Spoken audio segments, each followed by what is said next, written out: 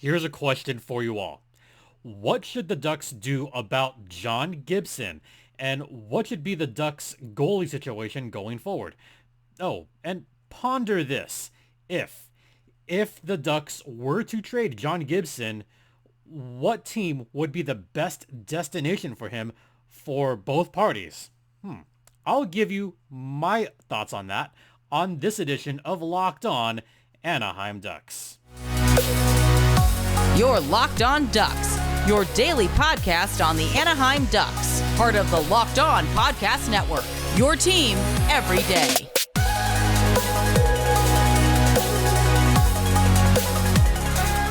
I don't know if you guys could hear that, but it is raining pretty good right now. Oh boy, welcome to Locked On Anaheim Ducks, part of the Locked On Podcast Network. I'm your host, Jason JD Hernandez. I've been covering hockey for over a decade. A reminder, this podcast is free and available across all platforms, including Stitcher, Spotify, Odyssey, Amazon, YouTube. Don't forget to hit that bell, hit that subscribe button. Oh boy, yeah.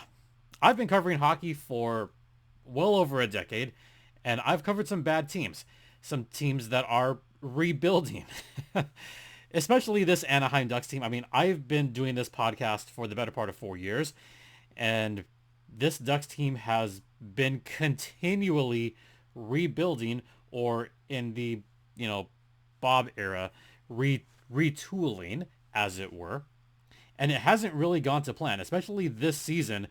Look, this season has gone as far south as we didn't expect this. We did not see this coming. And now that the trade deadline is approaching in 18 days, less than that, what are the Ducks going to do on this trade deadline? Well, I said at the start that the Ducks need to think about their goaltending situation. So in this segment, I'll talk about the goaltending situation, and the following segments, I'll talk about John Gibson at length, because there is one team out there that I think would be perfect for John Gibson. So first, let's talk about the goalie situation right now. The Ducks are just, all the way in the bottom as far as goals allowed, but that is not all John Gibson's fault. John Gibson, he's tried his best. What do we do? What do we do about John Gibson? Look, they have to keep trotting him out there because Anthony Stolarz is hurt. But on the same token, they have a backup goaltender right now that should get some more starts in Anaheim. And his name is Lukas Dostal. So I want to talk about Gibby for a second. Gibby, his numbers are pretty decent right now.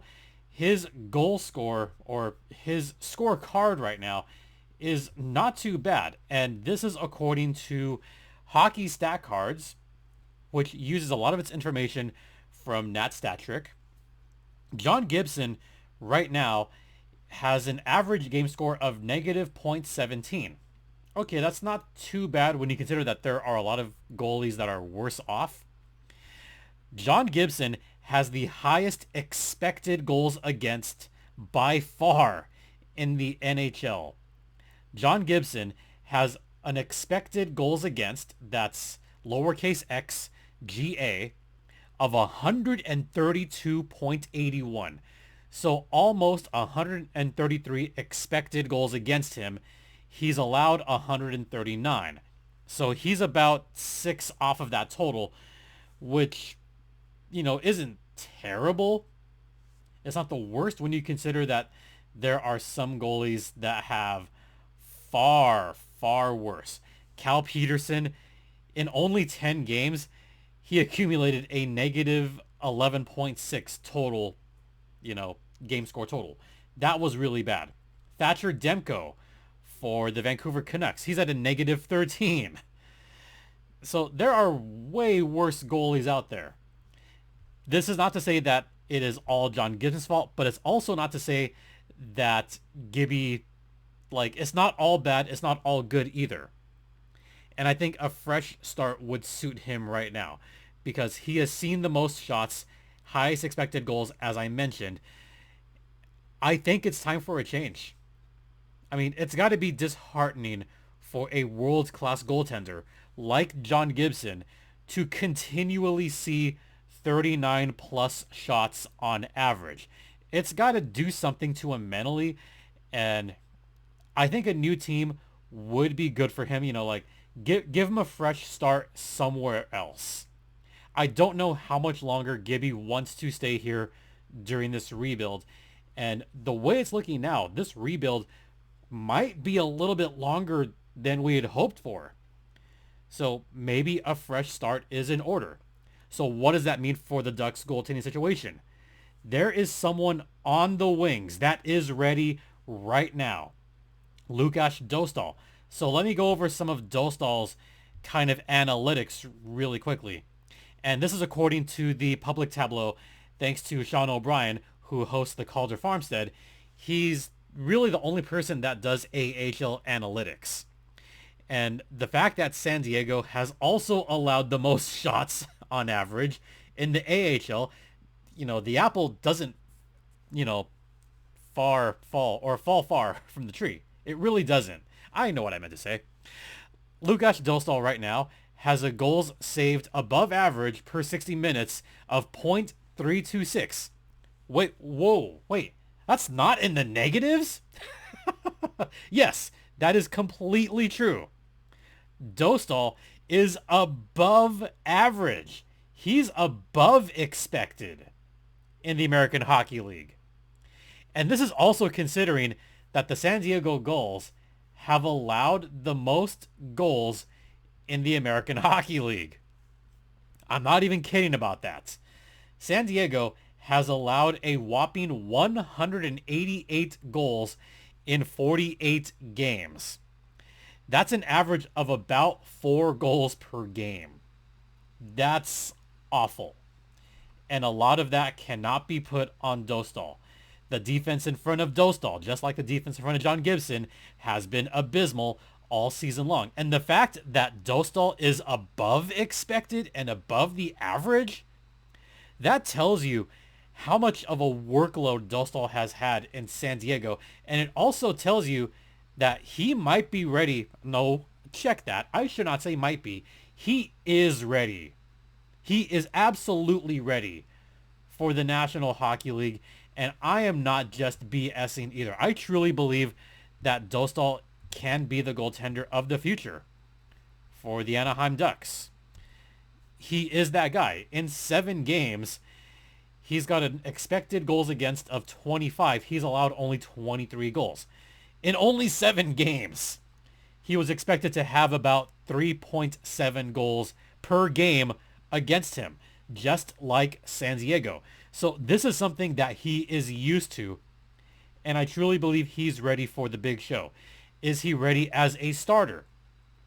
Probably not as a starter yet, but he's definitely ready as a consistent backup goaltender, and this could be the same trajectory that John Gibson took when he was starting out. People forget that John Gibson started off, in the minor leagues. He spent almost a full season as a San Diego Gull in 2015. Yeah, that was that long ago. And people tend to forget that Gibby didn't, start off hot right away. He had to work on it, and he had to go back down to the minors after he had already made his NHL debut, kind of in the same vein that Lukas Dostal is.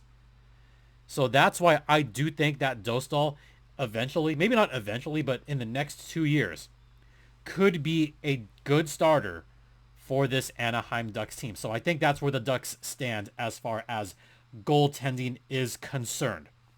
All right, next segment, I'm going to reveal who I think should go after the services of John Gibson. And I'll tell you about that on the other side.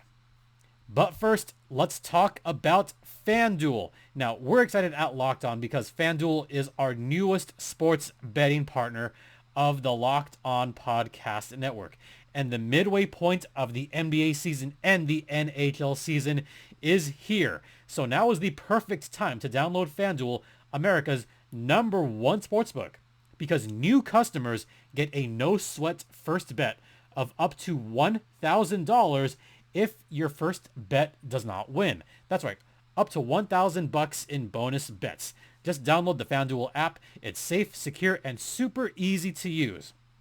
Plus, FanDuel lets you combine your bets for a bigger payout with a same-game parlay. Gotta love those parlays. So don't miss the chance to get your no-sweat first bet of up to $1,000 back in bonus bets when you go to FanDuel.com/LockedOn. That's FanDuel.com/LockedOn. Make every moment more with FanDuel, the official sports betting partner of the Locked On Podcast Network. And please gamble responsibly. Welcome back to Locked On Anaheim Ducks, part of the Locked On Podcast Network. Once again, you're locked in with Jason JD Hernandez, and I just talked about the Ducks goaltending situation of the future. I still really believe that Dostal is going to be the future of this Ducks franchise. But, you know, what should the Ducks do about John Gibson? I wouldn't say he's a disgruntled star, but he's got to be tired of seeing all these shots. So there were a few candidates that I had to look at. And while I wanted to look at Pittsburgh as a possible destination, I don't know if they can make it work with the numbers. Plus, there's a slew of other players that Pittsburgh could go after. They could go after Adam Henrique. I know Hunter Hodes was on last week, and he was really curious about the services of Adam Henrique because the Penguins, they're okay as far as goaltending. They already have a Casey DeSmith. They have a Tristan Jarry. Once Tristan is healthy, I think Pittsburgh will be fine as far as goaltending. The Pens need depth scoring. So I took Pittsburgh off the list as a possible destination for the Ducks. Never mind the fact that, you know, they don't have a whole lot of cap space right now. So then I looked at teams that have a lot of cap space that could possibly use his services. So there were a few teams in there that I kind of liked. The Preds, I don't know if they need a goaltender because they already have a UC Saros. So they're fine there. Kevin Lankinen, he's already like a fine backup. So I took Nashville off the list. Then I looked at some teams that have a lot of cap space. Maybe the Minnesota Wild. So I thought about that. Then I took that one away because Marc-Andre Fleury is still there the following season. And they also have Philip Gustafsson, who has actually been a little bit better than Fleury this season. I mean, looking at some of the metrics right now, Philip Gustafsson has been playing above expected. His expected goals against is about 60. He's allowed only 48 goals. I think he's going to be possibly in the Minnesota Wild's future as far as goaltending. So I took Minnesota, you know, kind of off the list, but I would kind of keep an eye on Minnesota. Detroit, I would keep an eye on. Detroit has the cap space. They also do have, I mean, they have some goaltending. It's not, you know, all that bad, but they have goaltenders that have underperformed is the word I'm going to use there. Ville Husso has been about average, about expected. Detroit could do better. Magnus Hellberg, he's been decent. Alex Nedeljkovic. Now, Ned has been below average for the Detroit Red Wings. So I look at the Red Wings as a possible destination for John Gibson. Detroit would be like my number 2 destination for John Gibson. I think he could do well in Detroit. He could wind up being a great starting goaltender for Detroit, if not for the fact that Ville Husso has 2 years left in his contract after this year at $4.7 million. But Detroit has all that cap space. They've got a draft pick that they could, you know, burn. And they've also got some pretty decent players that they could unload on the Ducks. You know, they could unload a bad contract if they want. I don't know. I mean, who could the Ducks take? They could take, I don't know, Suter, Sundqvist for a season. If Detroit wanted to shed cap space, they don't need to shed cap space. but there's also a lot of great prospects on Detroit's roster. I mean, how would you like to have Marco Kasper as a future prospect? That's a good one. How about another prospect that I kind of like? How about Amadeus Lombardi? Lombardi I also like a lot. And there's another kind of prospect that I really like, but I don't know if Detroit would give him up. Simon Edvinsson. Edvinsson I liked when I covered, or when I talked about, who the Ducks could possibly look at in the draft. This could be the Ducks' chance to get someone that they really liked. He went 6th overall in the 2021 entry draft. That's someone that I think could do a lot of good on both sides of the ice for the Anaheim Ducks. So if they were to go Detroit, they could pluck away a couple of prospects, get a pick. But that is not my number one. My number one destination for John Gibson is the Buffalo Sabres. And there's a plethora of reasons why I think Buffalo would be a good spot for John Gibson. The Buffalo Sabres are an up-and-coming team right now. They are still in the playoff hunt right now. If Buffalo can somehow get their ish together and, get a better goaltender, then I think legitimately they could make some noise down the stretch. And look at their goaltending situation. Eric Comrie, he has been well below average.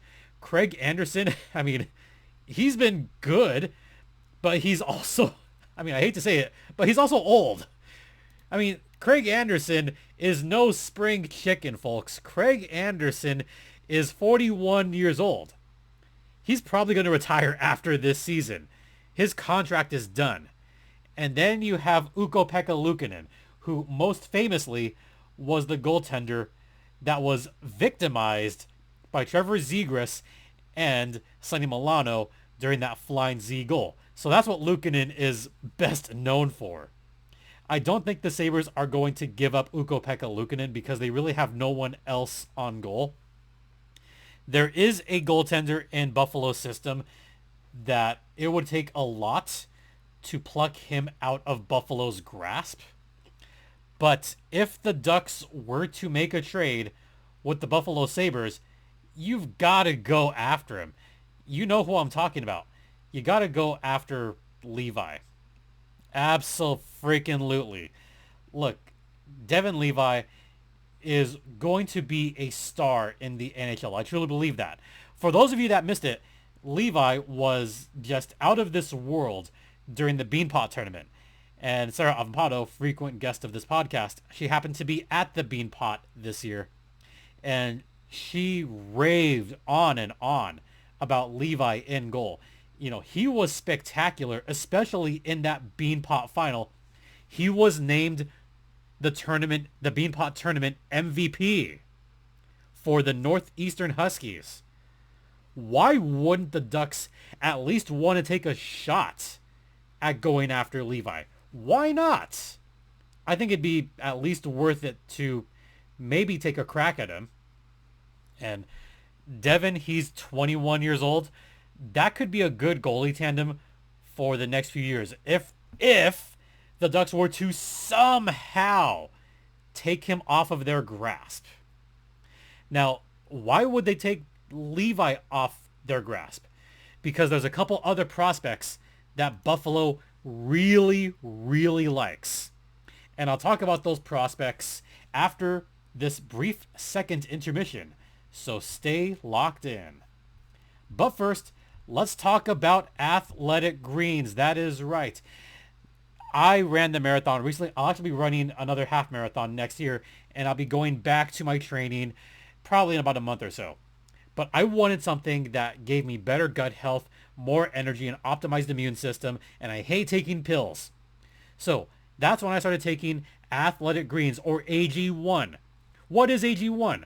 With one scoop, you're absorbing 75 high-quality vitamins, minerals, whole food-sourced superfoods, probiotics, and adaptogens to start your day right.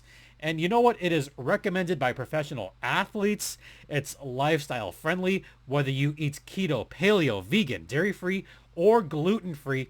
and it contains less than 1 gram of sugar. So right now, it's time to reclaim your health and arm your immune system with convenient daily nutrition. It's just 1 scoop in a cup of water every day, and that's it. And to make it easy, Athletic Greens is going to give you a free 1-year supply of immune-supporting vitamin D and five free travel packs with your first purchase.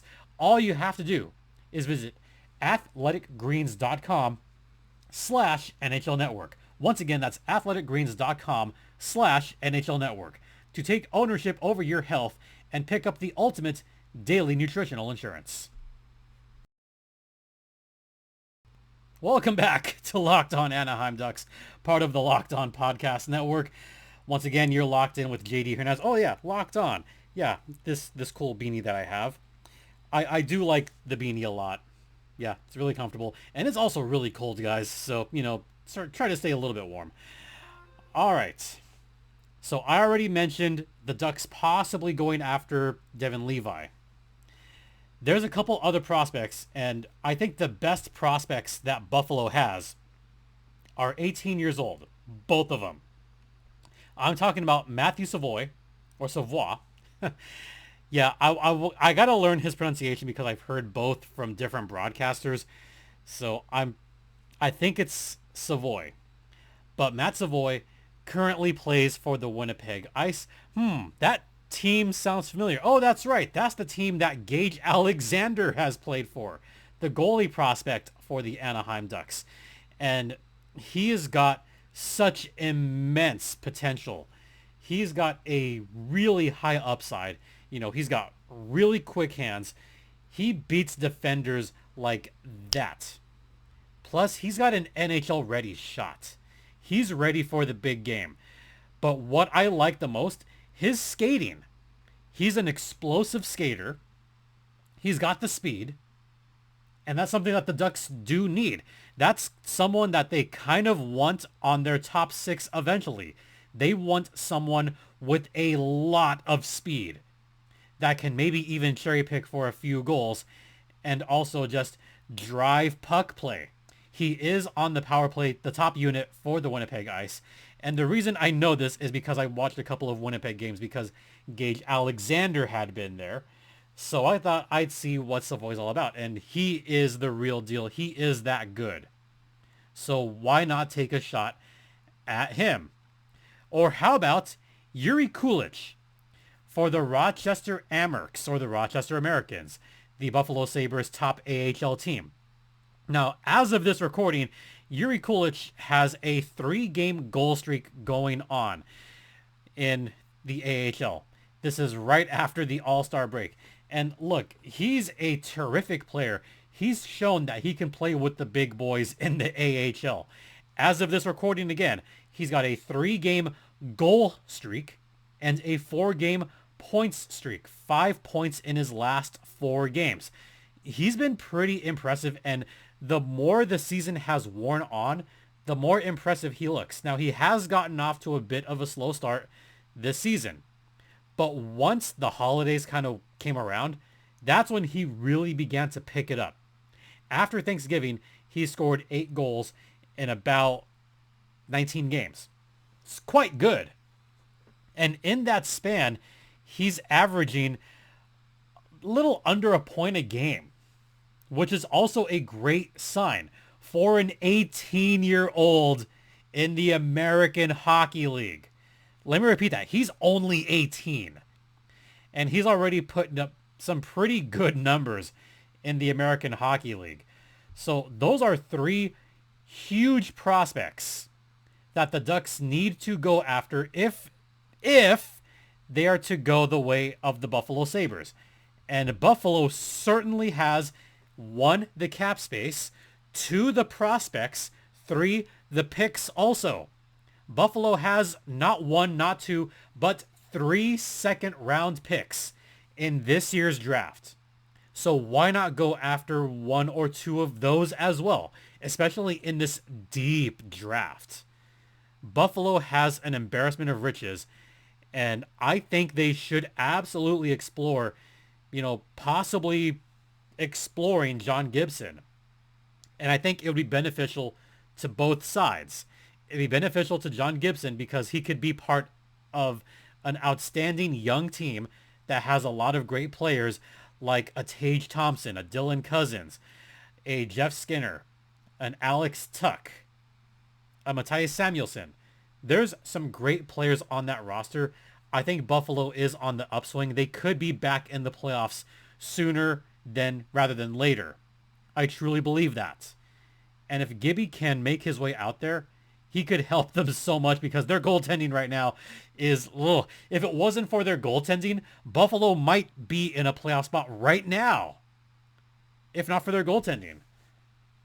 And as far as the Ducks, they could get a huge prospect goaltender of the future and also get some great prospects for the future. So that's who I really think the Ducks could explore if they were to trade John Gibson. I mean, what do you guys think? 1, should the Ducks trade John Gibson? 2, if they were to trade him, is Buffalo your number 1 choice? What other teams are out there that you think John Gibson could go to? Could it be Pittsburgh? Could it be Detroit? What other teams do you think could be a good fit? And what other teams do you think could give the best package? Let me know your thoughts down in the comments, or you could email me at lockedonanaheimducks@gmail.com. I really want to know what your thoughts are on that. All right, that's going to do it for this particular podcast. I did mention this before. There will be no podcast tomorrow because I'll be gone all day. So no Wednesday podcast. We'll be back on Thursday with Locked On Goals, and then we'll be back with our regular podcast on Friday talking about the Ducks' latest game and how that's all going. So that'll be coming up Thursday and Friday. All right. Once again, thanks for watching. You could follow me on Twitter at StimpyJD. The show's Twitter's at LO_Ducks. This podcast is free and available across all platforms. I mentioned the email address. Once again, thank you all for your continued support. It is greatly appreciated. For Locked On Anaheim Ducks, I'm Jason JD Hernandez saying have a great rest of the evening and day. Please continue to be safe out there, be kind to one another, and Ducks fly together.